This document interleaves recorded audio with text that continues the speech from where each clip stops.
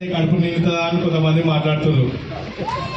జై శ్రీరామ్ అంటే కడుపు నిండదన్న, కానీ 10 మందికి అన్నం పెట్టే ఆ బలం, ఆ ధైర్యం మా జై శ్రీరామ్ ఆ నినాదం ఎత్తుకుంటే ఎన్నో ఈరోజు 550 ఏళ్ళ నిరీక్షణ తర్వాత మన రామయ్య ఒక గుడిసెలో ఉన్న రామయ్య ఇవాళ భవ్యమైన రామ మందిరం పూజించుకొని ఈరోజు శ్రీరామనవమి వేడుకని అతి దేశం మొత్తం రామమయమై ఈరోజు నరేంద్ర మోడీ గారి ఏదైతే సాహసోపేతమైన నిర్ణయం తీసుకొని ఒక ఏళ్ల నాటి ఒక భారతదేశం ప్రజల చిరకాల స్వప్నమైన భవ్యమైన రామ మందిరాన్ని ప్రశంసించిన నరేంద్ర మోడీకి మనం అందరం కూడా మద్దతు తెలపాల్సిన అవసరం ఉన్నది. మన ధర్మాన్ని మనం కాపాడుకోనికే మనం సనాతన ధర్మాన్ని పాటిస్తున్నాం. మనం ఏ ఇతర మతాలని కించపరుస్తలేదు, మన మతాన్ని గౌరవించుమని అడుగుతున్నాం.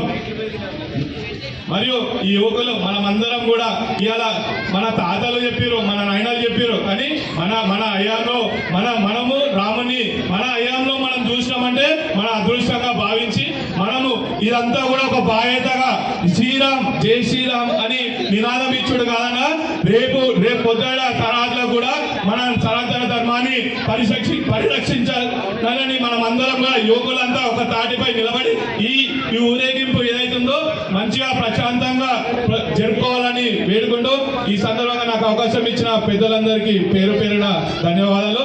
భారత్ మాతాకి జై. అబ్కి బార్ 400 పార్, అబ్కి బార్ 400 పార్, అబ్కి బార్ మోడీ సర్కార్. భారత్ మాతాకి జై.